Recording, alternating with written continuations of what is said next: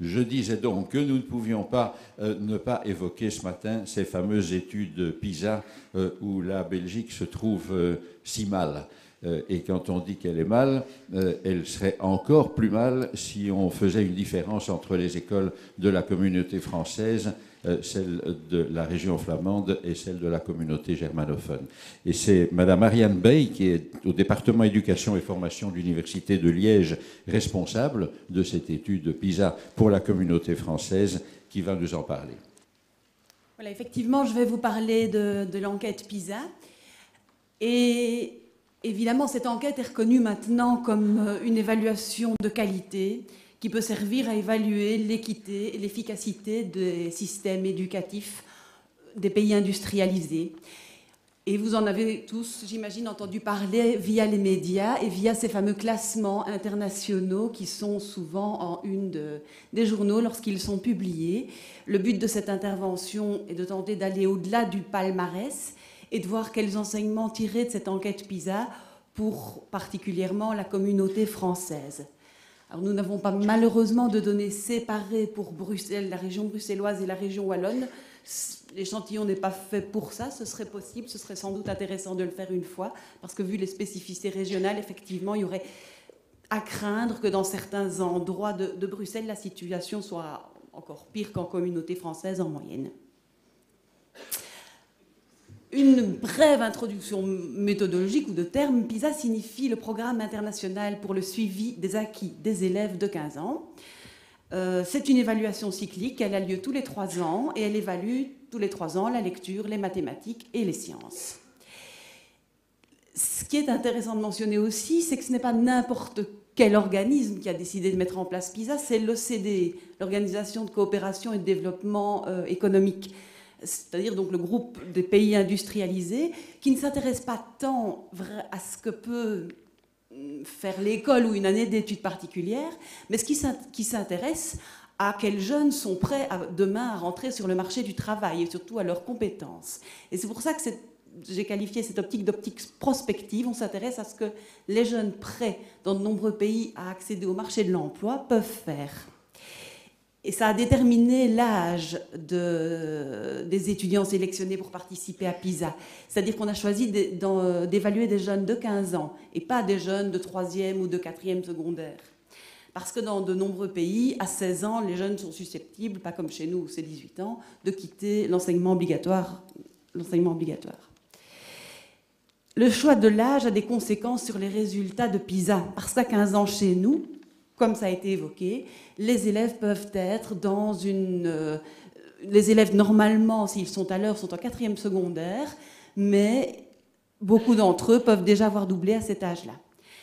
Et vous voyez ici que nous détenons évidemment un triste record dans les pays de l'OCDE, c'est qu'à 15 ans, près de 40% des jeunes, ce sont les 3 barrettes rouges tout à fait à droite, en communauté française, au Luxembourg et en France, ont déjà redoublé au moins une fois. Et on voit surtout que dans la moitié des pays industrialisés, à 15 ans, 90% des jeunes sont à l'heure. Donc 10% ou moins ont connu le redoublement. Et il n'y a pas du tout qu'en Finlande que ça se produit. Je vois la Pologne, la Nouvelle-Zélande, la Grèce, l'Australie, le Japon, même les États-Unis ont des chiffres beaucoup moins importants que les nôtres en matière de taux de redoublement. Donc c'est le choix de la communauté française, ou plutôt la réalité en communauté française, est assez particulière et n'est pas du tout la norme dans les pays industrialisés. Si même on compare cette réalité à celle de la Flandre, on voit que la situation des 2 communautés est également assez contrastée. Ici, les élèves, sur la graphique de gauche en communauté française et à droite en communauté flamande, sont répartis par forme d'enseignement et par année d'études. On voit par exemple qu'en communauté française, il y a encore 7% des élèves de 15 ans qui sont en 1e ou 2e secondaire, ce qu'on appelle le 1er degré. Ils ne sont qu'1% en Flandre dans cette situation, donc à avoir doublé plus d'une fois. 16% à 15 ans sont chez nous en 3e de transition, c'est-à-dire qu'ils ont doublé une fois, puis ils sont restés dans l'enseignement général ou technique de transition, beaucoup moins en Flandre. Et ce qui est surtout intéressant de constater, c'est qu'on a le même taux, les 39% dans les 2 cas, d'élèves en 4e de transition. donc à l'heure, et qui n'ont pas changé de filière, qui sont toujours dans le général ou le technique de transition. Par contre, une différence assez intéressante, c'est de voir que seulement 12% des jeunes de 15 ans chez nous sont en 4e dans la section de qualification ou professionnelle, et 33% en Flandre. C'est-à-dire que la Flandre, finalement, fait beaucoup moins doubler ses élèves et a visiblement une autre gestion des filières que la nôtre. Les performances moyennes, je commence par un tableau ou des constats qui sont sans doute connus de vous. Les constats globaux, selon les domaines qu'on évalue dans PISA, c'est qu'en mathématiques, les performances de la communauté française sont tout à fait moyennes, donc comparables à celles des pays industrialisés. Là où le bas blesse, c'est en lecture, qu'on appelle compréhension de l'écrit, et en culture scientifique dans PISA, où là, les performances de la communauté française sont très faibles, inquiétantes, et par exemple, je vais y revenir, où la proportion de faibles lecteurs chez nous est vraiment un motif de préoccupation. Ce que ça donne en termes de classement, les noms des pays sont presque illisibles, mais je vais les pointer pour vous.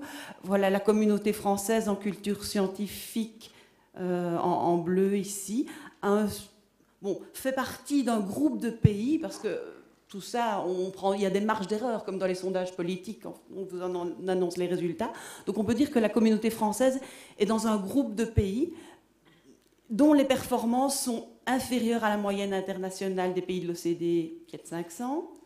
Seulement 2 pays ont des résultats significativement plus faibles en sciences, la Turquie et le Mexique. Et c'est la même chose en lecture. Seuls la Turquie et le Mexique ont des résultats significativement inférieurs à ceux de la communauté française et de tout un groupe de pays qui l'accompagnent. Et par contre, on voit que dans les pays qui ont de très bons résultats, il n'y a pas que la Finlande, il y a la Finlande, il y a le Canada, communauté flamande et Corée par exemple en lecture. Ce sont les mêmes pays, Finlande, Corée, communauté flamande en mathématiques. Et en sciences, on retrouve la Finlande, le Canada et pas très loin la communauté flamande. Donc effectivement, le clivage là entre les deux communautés, et même avec la communauté germanophone qui se comporte relativement bien dans les 3 domaines, est important. Ça, ce sont les palmarès, et j'ai dit que j'allais essayer d'aller au-delà. Quand on regarde comment se répartissent les résultats, on voit donc que chez nous, une des caractéristiques, c'est la proportion très importante d'élèves faibles, et particulièrement en lecture et en sciences. C'est-à-dire que cette moyenne basse que je viens d'évoquer, c'est surtout le résultat cette moyenne est tirée vers le bas par un nombre important d'élèves faibles. Chez nous, finalement, pour caricaturer, je voudrais dire qu'il y a peu d'élèves.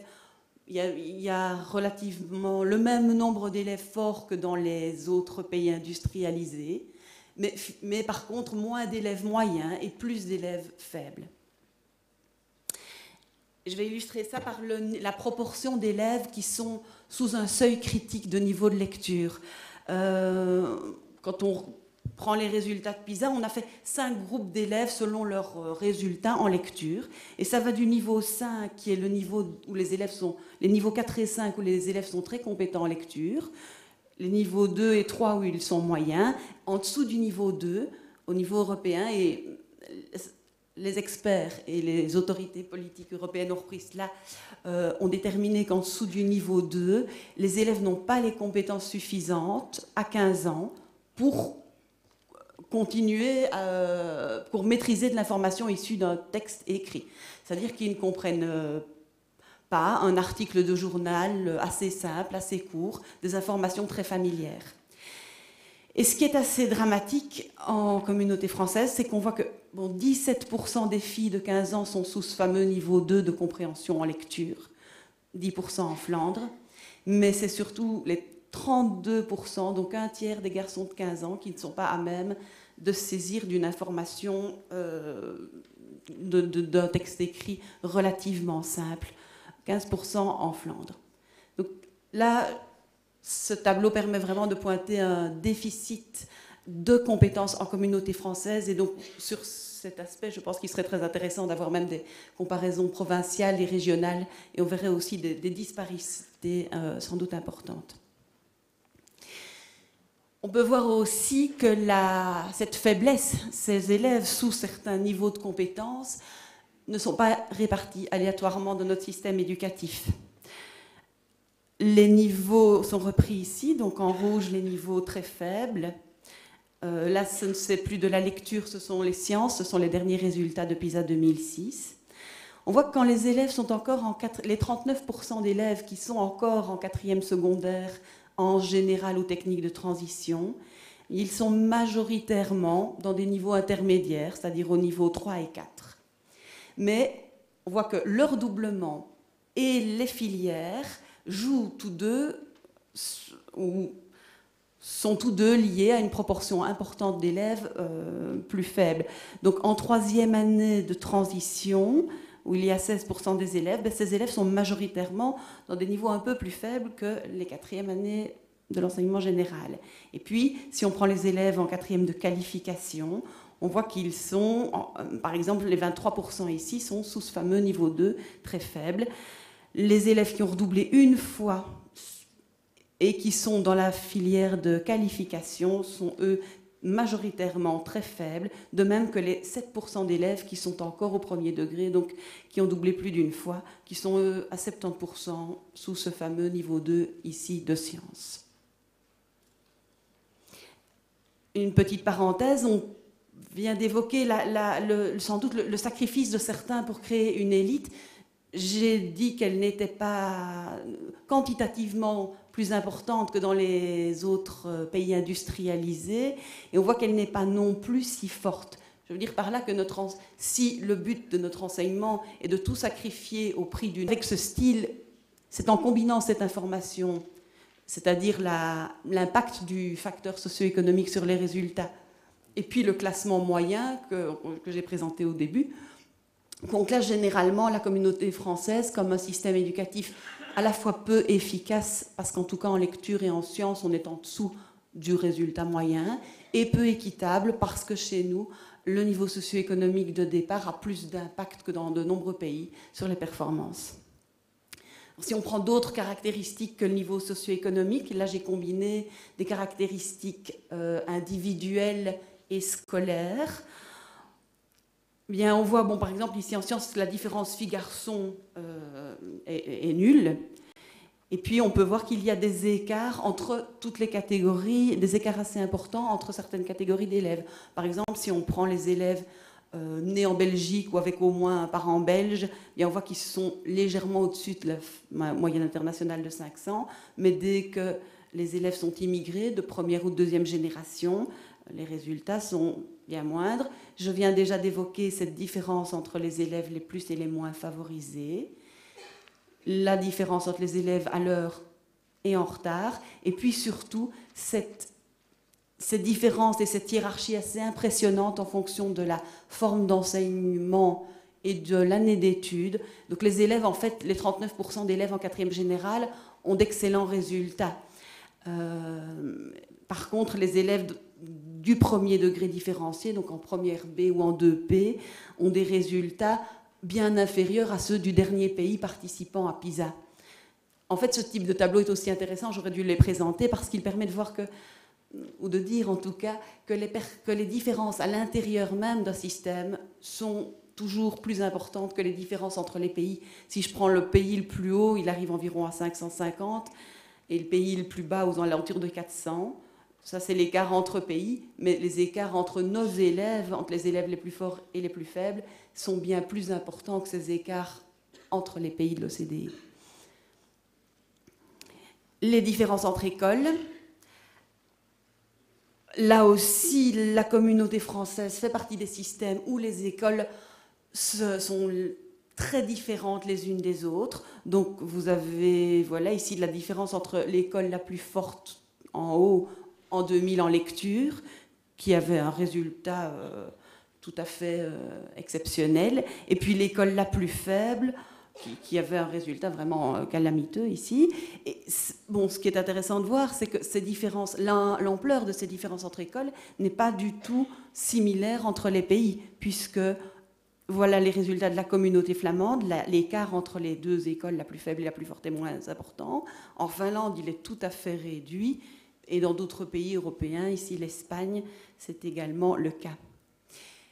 Nos écoles, en fait, sont très différentes au niveau des résultats et au niveau du public qui les compose. On l'a déjà évoqué tout à l'heure.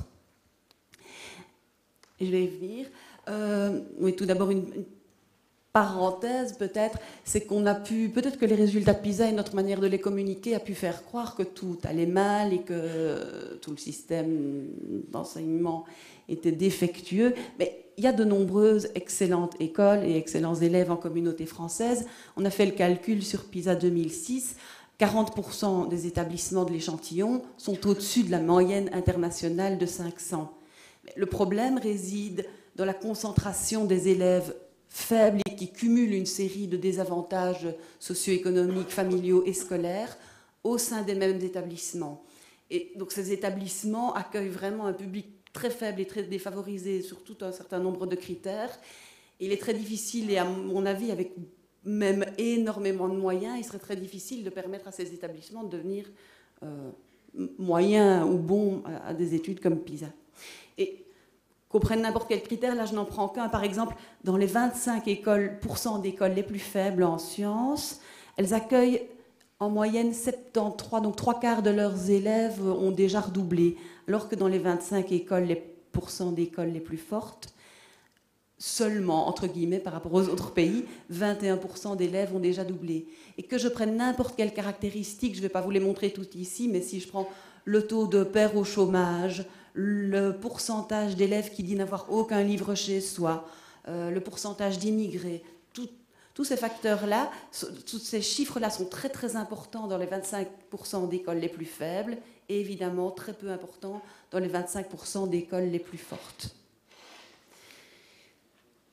Voilà, et je conclurai sur plusieurs points en rappelant donc un des dangers des évaluations internationales, c'est de mettre le projecteur sur les classements, ce qui ferait oublier que finalement les différences à l'intérieur des systèmes sont souvent plus importantes qu'entre les pays. Que chez nous, le déficit semble être vraiment la grande proportion d'élèves faibles, en tout cas en lecture et en sciences. Un autre défi à résoudre, ce sont les différences entre écoles et le poids des facteurs socio-économiques et de ces regroupements dont je viens de parler, qui expliquent aussi ces différences entre écoles. Et cela n'est pas un hasard, vu la structure même de notre système éducatif. Cette différenciation est institutionnalisée, organisée. Il y a la présence massive du redoublement, des filières, le quasi-marché scolaire dont on a parlé. Tout ça sont des éléments qui, mis ensemble, donnent toutes les possibilités au regroupement d'élèves très faibles entre eux dans les mêmes écoles et à la difficulté de les tirer vers le haut. Et donc, si l'on veut améliorer la situation, il faut s'atteler en priorité à ces élèves en grande difficulté qui, on le sait, fréquentent pour la plupart les filières de qualification, donc techniques de qualification professionnelle, qui sont souvent en retard dans leur parcours, qui sont concentrés dans les mêmes établissements. Est-ce que c'est possible ? Bien, certains pays le font, c'est-à-dire concilier finalement équité et efficacité. La Finlande, bien sûr, mais aussi l'Australie, le Canada, le Japon et d'autres. La Pologne, dont on parle peu, mais qui a récemment réformé son système éducatif en allongeant le tronc commun, en travaillant notamment sur la formation des enseignants, et qui a fait un bond spectaculaire dans PISA en termes d'équité, en termes d'efficacité. Alors, est-ce que rien n'a été fait ? Je ne dirais pas ça non plus. Il y a eu la mise en place du décret mission, fin des années 90. Les élèves qui participent à PISA n'ont pas encore bénéficié des effets de ce décret. Quel qu'il soit, il serait vraiment dommageable de lier les résultats de la communauté française à ceux de l'implantation du décret mission. Et d'autre part, en 1991, suite à une étude qui ne s'appelait pas PISA et qui avait évalué les élèves en lecture en 4e primaire et en 2e secondaire, donc 1991, 6 ans avant le décret mission, Dominique Lafontaine avait déjà montré les performances très inquiétantes de notre système éducatif, notamment en 2e secondaire, où les élèves en lecture étaient juste au-dessus des élèves des pays en voie de développement. On a mis en place toute une série de choses, le décret mission, la définition des compétences de base, enfin des socles de compétences, le développement que je trouve important d'un système de pilotage. Maintenant, et on l'a vu, ça a été vraiment bien illustré ce matin, on est en mesure, et on met plus l'accent qu'auparavant, sur les données, sur des chiffres, sur des indicateurs qui permettent de mieux suivre et sans doute d'être informé des problèmes, de les quantifier. Je trouve que c'est très important. Le problème, je rejoindrai M. Bulto, c'est l'adhésion des acteurs et le consensus politique autour de ces réformes ou pseudo-réformes.